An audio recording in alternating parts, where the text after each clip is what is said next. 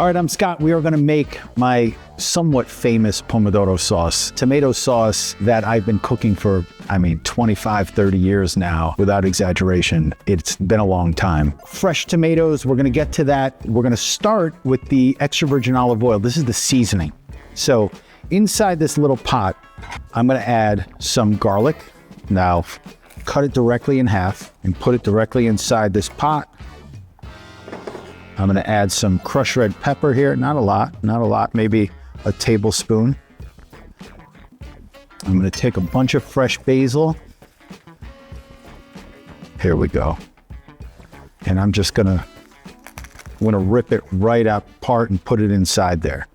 I love the smell of fresh basil. It reminds me always of my grandfather's garden. He had this huge garden that was about half an acre in size, and he had a ton of fresh basil. He had fennel and beans and you name it, zucchini and pumpkins and all kinds of stuff inside this garden. But I cannot smell basil to this day and not think of my grandfather. So plenty of extra virgin olive oil in here as well. I want that to be kind of submerged. There we go. And I'm going to treat this the way you would treat tea. I'm going to heat this up really low temperature and just let it kind of come to a boil, and all those flavors are going to start to intermingle together. I'm just going to let it sit. I'm going to bring it up to a little bit of a simmer just till it starts to sizzle, and then I'm going to turn it off and just let it sit. And then I'm going to make the tomato sauce. And when I finish that tomato sauce, I'm going to strain this directly inside the sauce itself, and that's where the majority of the seasoning, the flavor of the tomatoes need to shine, and the seasoning is going to come from this extra virgin olive oil, which obviously is going to taste like this beautiful, harmonious flavor of garlic, basil, and crushed red pepper, as well as that bright, lightly acidic extra virgin olive oil as well. Thing of beauty. Really simple and straightforward. So what I'm going to do, I have it on the fire here. I'm going to put it on really low temperature. I'm going to keep an eye on it, and I'm going to let those flavors intermingle, kind of talk to each other, and it's going to be really special. So while that's going, I will move this, and I'm going to get the tomatoes over here. All right, let's talk tomato sauce. So these tomatoes, really fresh tomatoes, these are organic. In this case, they're kind of like a small beefsteak tomato. What I love to work with are plum tomatoes or Roma tomatoes, one or the other. Roma, if you got them. So this is what I do. I always buy the tomatoes 3 or 4 days in advance, and I never refrigerate the tomatoes. Do not refrigerate your tomatoes. Leave them at room temperature. They will ripen up and become beautiful if you have 4 or 5 days. I don't like to talk about doing things in advance because normally who has time to plan that much ahead? But if you're gonna make a tomato sauce, this is kind of one of those things you need to do if you have time. Buy the tomatoes, let them sit for 2 or 3 days, okay? 5 days if you got it. This is what I do. I peel and de-seed these tomatoes. So what I do is I take the stem out, and I just do a little, just the skin. I don't go too deep. So same thing, get rid of the stem. And if there's any impurities, I cut that out as well. I try not to go deeper than the flesh of the tomato. I don't want to go into the seeds and the pith and all that kind of stuff. So just scoring the tomato, removing the stem. This is an arduous process. We do in the restaurants 3 cases of this a day. So go through a tremendous amount of tomato sauce, but it's worth it because this is the best tomato sauce I've ever had in my life. Don't tell my mother I said that, because hers is clearly the best whenever she's around. Love you, Mom. All right. So years ago, I had restaurants in a few different markets, and we would go through, without exaggeration, almost 10,000 of these pastel pomodoro per month per restaurant. Has a lot of tomato sauce. So, and then what we're gonna do is we're gonna take these tomatoes, put them in boiled water. It doesn't need to be salted, just boiled water. And we're gonna cook them just so the skin starts to come off. And then we're gonna put them in ice water, cool them down, and then we're gonna take the skin off. We're gonna squeeze the seeds out, strain the juice back into the tomatoes themselves. And we're gonna cook these tomatoes for about 45 minutes to an hour, and then finish it with that extra virgin olive oil that we talked about prior. The more ripe the tomato, the easier the skin comes off. If it's less ripe, the tomato needs to be blanched in the hot water for a little bit longer. All right, so I got this water boiling here. There's nothing in this water. It is boiling water. It doesn't need to be salted. doesn't need anything. I'm just gonna put these tomatoes directly inside here. So I do this, see this? So I pour the tomatoes directly on here so it splashes less, right? Splashes a little less. All right, good. I'm just gonna let that go. I'm gonna let that cook for 30 seconds, 40 seconds, a minute if it needs to. As much time as it has to cook, I'll allow that. I always clean as I go. All right, cleaning as I go. See, you start to see these tomatoes already starting, the skin is starting to come off. So I just wanna make sure that that's happened. It's not meant to cook the tomato as much as it's meant to take the skin off the exterior, that's all. In the meantime, let's look at this extra virgin olive oil here. You see that it's starting to come together. And I wish you could smell this because it is exactly what I want. You get the spice, you get that beautiful freshness of the basil, you get that garlic background scent, the extra virgin olive oil really present. So I just want that to kind of like nurture, you know, like come together. It's a process and I want to allow it to be what it is. Exactly. All right, good. So tomatoes are coming together here. You see they're coming together. The more ripe tomatoes are peeled and the ones that are a little bit less ripe need a little bit more time. All right, good. And we'll put these directly in ice water to stop that cooking process. Like I said, we don't want the tomato to cook. We just want to take the skin off the exterior. Let's make believe this is a bigger bowl. And move that off to the side so that it still has a little bit of heat, but not too much. This isn't exactly a very ripe tomato, right? That's kind of ugly. I don't recommend using things like this. Honestly, that's not a great tomato. So let's kind of stick to these beautiful tomatoes that are nice and fresh, beautiful looking. Start to peel them.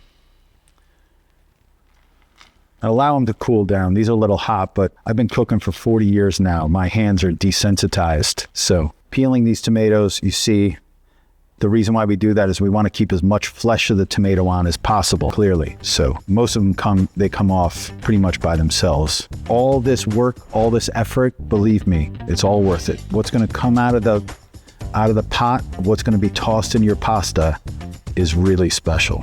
So if the tomatoes aren't ripe all year round. So in the winter months when tomatoes are not great, January, February, March, there's nothing wrong with adding a can of tomato to the fresh tomatoes, particularly if they're looking like this. You get that fresh flavor and the canned tomato will really, it'll really help these other tomatoes out that aren't as ripe as the other ones. However, I'm not a fan of the citric acid in canned tomatoes, so I don't like to use canned tomatoes if I don't have to. I prefer fresh tomatoes. For me, the freshness of the tomato is better, even if it's not as ripe as a canned tomato when it's jarred. That freshness of the tomato is still better than the citric acid that's in the jarred tomatoes, in the canned tomatoes. So I always like to use fresh tomatoes for that reason. No citric acid, no additives, no sugar. It's just the beautiful, fresh flavor of the tomato itself. You got to add sugar to your tomato sauce. I think that people do it because of the citric acid inside the canned tomato. And so you have to offset that acidity. It's an unnatural acidity. So they add sugar to identify that balance. If you're using fresh tomatoes, you never have to use sugar. See how this is looking? So far what we see is that garlic has no color on it yet, and we want to get it to a point where it just starts to have a little bit of color, so we know that it needs a little bit more time here. Good. So peeled, now we're going to de-seed these tomatoes. I'm going to squeeze them just like that. You're going to get sprayed. I'm just telling you, I'm just warning you. I kind of stick my fingers inside here to make sure that as I squeeze them, we try not to get it to spritz all over the place, but it's inevitably going to, so do the best I can. There we go. You can imagine doing 3 cases of this thing and 2 or 3 guys working together on it. It becomes, a whole thing about who sprayed who. And what I'll do is these seeds and the internal pith and all that kind of stuff, I'll get rid of all that, but I'm going to strain the juice back into these tomatoes to make sure that we really maintain the texture of that tomato sauce properly. And also, you want the freshness. The freshness is the key, and all that. I always say this is a sum of its parts. Everything that we do here matters. And in the end, it makes a lot of sense. But as you're going through it, you're like, is this really necessary? Can we just add canned tomatoes and save all this time? You can, but you're not going to end up with what we're making. And I've traveled all over the world. As a matter of fact, one time I took a trip to Japan for about 10 days to Tokyo, and I ate in Italian restaurants only. Among the best Italian food I've ever eaten in my life, believe it or not, was in Tokyo. I've eaten all over Italy. I've worked there, I've lived there, I've spent all kinds of time. The only place that I tasted a tomato sauce similar to mine was actually my grandparents' hometown of Benevento. And so it hits home, this recipe, for a lot of reasons. It's kind of what I grew up on, but also I feel like it's a little bit elevated. So it's still that beautiful essence and spirit of what great Italian food is, but just a notch up a little bit. You'll see what I mean. Sometimes the stems in these tomatoes are a little rough, a little tough. I just remove them completely. No reason to use that if we think it's going to be unpalatable.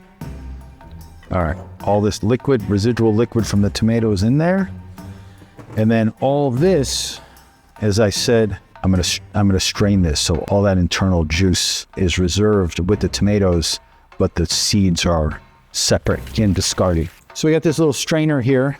We got this strainer. We're just going to dump all the juices and liquid in here. And we're going to let it strain through those holes, reserving all the residual fleshy bits that didn't work of those tomatoes and the seeds. See that? So all that liquid is coming through. And on the exterior of all those seeds, you can see the pectin and the texture of all that. And so here we go. We have peeled seeded tomatoes here. I have a really hot pan going. It's like on medium high. I just want that ripping hot. Peeled seeded tomatoes, as I said. I have some extra virgin olive oil. What we're gonna do is on the bottom of this pot, I'm gonna add some extra virgin olive oil to start that cooking process. Then I have a little bit of salt. I want that, you could see how that's coming together. You could tell by the ripple in that oil that it's really getting nice and hot. We want that to get really hot, and then I'm gonna add these tomatoes to it. So I'm gonna do that right now. I don't wanna get your thing. Ready? And so, if there's a few seeds in here, that's fine. It's better than having all the seeds in here. So if a couple seeds in here, let's not beat ourselves up, it's all good. I'm gonna add some salt directly to this because salt does two things. Number one, obviously, it's going to season this. But also what it does is it helps break down the tomatoes and extract the liquid from the fleshy bits of the tomatoes as well. So as we go in with this very important tool and we crush these tomatoes, this is going to be the most work is actually in the process of crushing these tomatoes throughout the cooking process. So this is a really important step because we don't want big chunks of tomatoes in the sauce. We want this to be crushed with this tool, and the tomato sauce will have flecks of tomatoes inside of it exactly the same size as this because we're going to keep crushing it like that. So mixed with the liquids and the juices and the olive oil and the seasoned oil as well, seasoned with the salt, this is the foundation of what the sauce is going to become right now. And once it's all together, cooked, you're going to see it really comes together nicely. So I want to take the time now, crush this like that, because the more we do now, the easier it gets a little bit later. So it's effort. And I think anything worth having is worth working for. That's one of my sayings. That's my Scottyisms, so to speak. So you got to work for this a little bit, but it's going to be worth it. Trust me. All right. I'm just going to let that cook, and then I'm going to clean up this mess now. The personalities, oh my God. Like,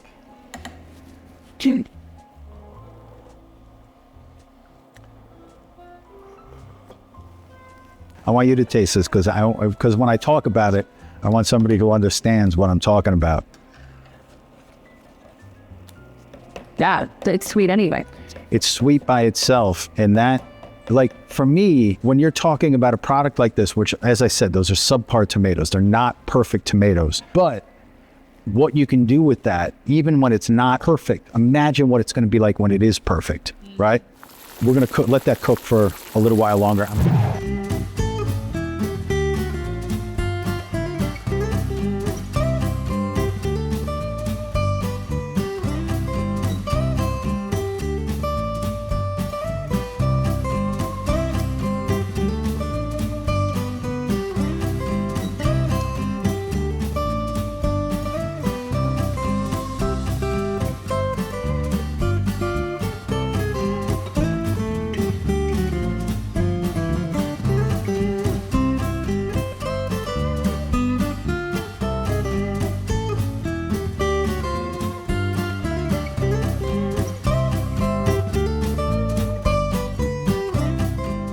So one of the things that I like to do with this little device, or sometimes I use a screen or something like that, I'll try to go through, and if I can identify some chunks that are maybe a little yellow and not super palatable, I'll remove them. Like this one looks like it has some fibrous stuff in there. So this is being overly particular, but I think it does make a difference. So that's done.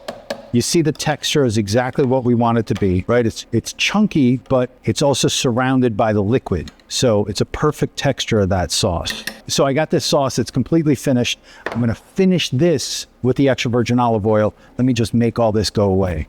And that extra virgin olive oil, I wish you could smell this because it smells so good. I'm gonna strain this directly in here. And that is the seasoning for the sauce. That is it. If you want to use this inside, chop it up, whatever, that's fine. Also, what I do with this sometimes is if I make focaccia, I'll chop all this stuff up and put it directly on top of the focaccia. That way, it's always usable scraps. Nothing is thrown away. This, I'm just going to stir this around to emulsify it so it all comes together. And you see how that sauce is not red like what you get from a can, but because these are fresh tomatoes, it has this orangish hue to it, which that's how you know that they're fresh tomatoes. Look at that, beautiful.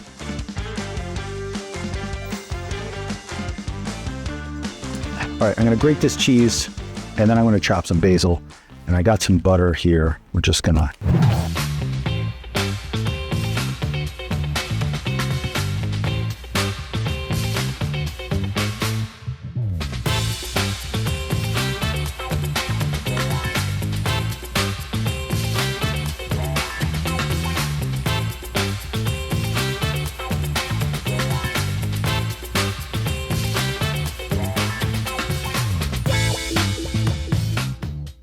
So this is what we're gonna do. We got this spaghetti that I've made. We have the tomato sauce finished. I'm gonna add this directly to a pan. It's on a medium heat right now. And I do this because I see all that, you see how it starts to separate and there's a little bit of residual liquid there? I'm gonna reduce that down. What's gonna happen is I'm gonna concentrate the flavor of this tomato sauce. And the reason why I do it here and not in a pot is because of the surface area. It reduces quicker and it's going to maintain its freshness in a pan like this. If I were to do it in a pot and reduce it down, it would start to kind of cook onto itself and it would become really heavy and it would lose its freshness. And there's no reason to do all that work with the fresh tomatoes, peeling and seeding and blanching and all the stuff that you're doing if you're not going to maintain the freshness of the sauce itself. And that's what we're doing with this pan, reducing it down just like this. So really important step. I have some extra virgin olive oil. I have some grated Parmigiano Reggiano. I have unsalted butter and I have fresh basil. This is the way I make pasta. You don't have to like it, but when you taste it, you're gonna understand. Trust me, it's worth the effort. All right, so I have the pasta, it's in the freezer. I'm gonna get it out of the freezer. So water here, this water is salted like broth. Really important to point that out. In our last video, we already talked about that. I'm always gonna hit that point. It has enough salt that it tastes like broth, really important.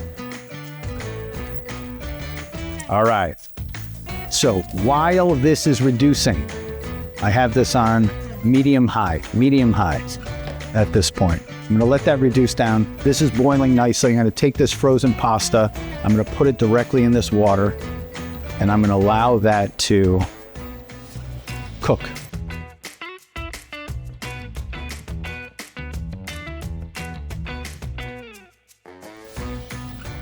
Good stuff. I want that to, I'm gonna stir this because I put a little more than I would want, but I got a lot of pasta in here. I wanna stir it around, so making sure that it's all cooking. It's coming back to a very rapid boil again. The temperature dropped inevitably when I put that frozen pasta in there, but you see that it's already loosening up nicely. It's cooking, all good. All right, again, this is reducing down nicely. You start to see that concentration, also the concentration of flavor. The way I add the ingredients to this pan is very important because once I add cheese, it should see no more heat.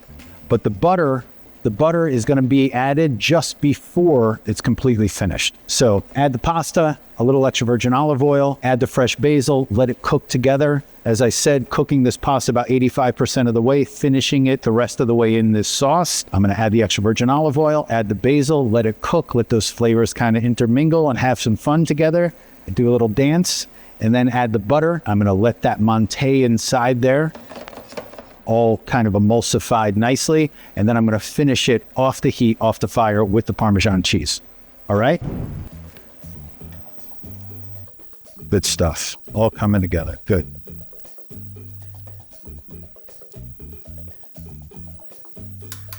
Great. How many times have I made this pasta? They say that 10,000 hour rule is one of the things to become an expert. I would take the probably 100,000 hour rule on this. I've made hundreds of thousands of this spaghetti. I don't know how many times I've done it. It would be too numerous to count, honestly. Pasta's almost done. Again, another reason why we season it so it tastes like broth is for this reason right here. I'm gonna drain this pasta. Some of that residual liquid I'm putting right back in the tomato sauce. There we go.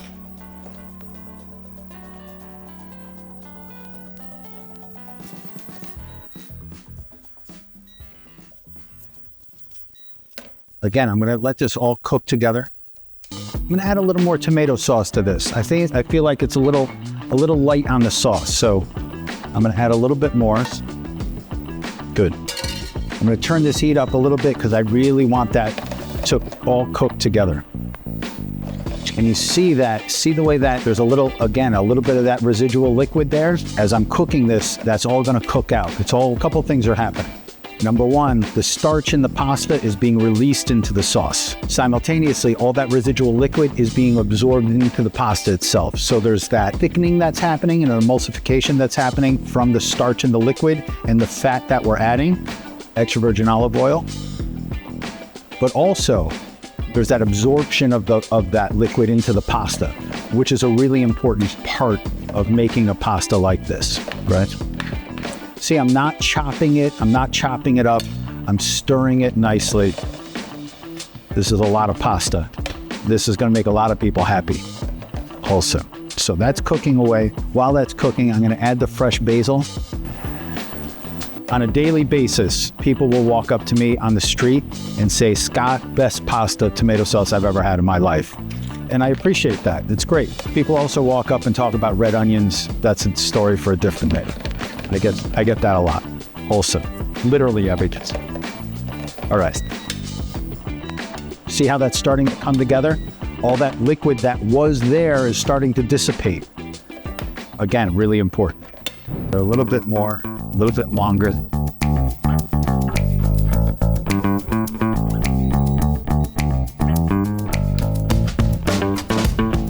Pasta's not overcooked. The pasta's not overcooked. It's cooked perfectly. It's coming together with that. It was undercooked when I put it in the pan, and now it's cooking together with the sauce. Now, I'm gonna add a little bit of butter to this and allow that to kind of emulsify together also. Just want it to cook for another moment.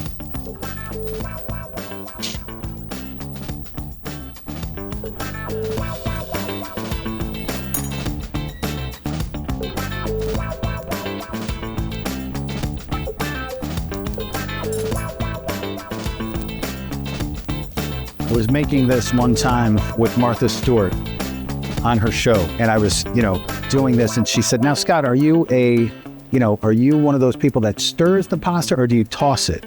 And I would say, "Oh, Martha, I am definitely a tosser," not knowing what I had said. Anyway, she didn't get it. Yeah. The cameraman did, and it was one of those really uncomfortable moments. Coming together nicely. I'm shutting it off. No more heat, all the cheese. Again, you want to do this and emulsify it because otherwise it'll just become really stringy. And we don't want that to become stringy.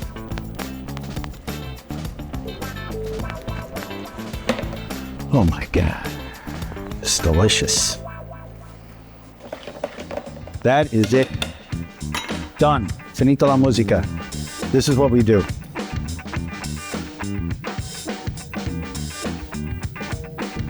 I'm gonna get the right bite. Eccole.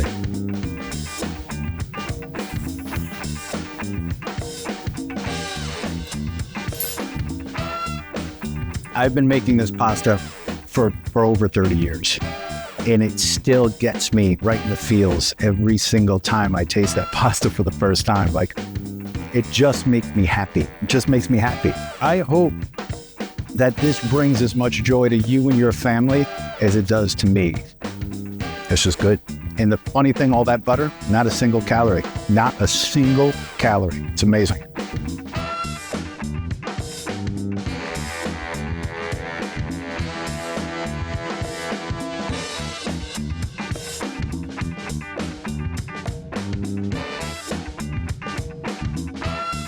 So, I apologize in advance, but this will ruin your spaghetti tomato basil experiences for the rest of your life. Guaranteed. I hope you enjoy it.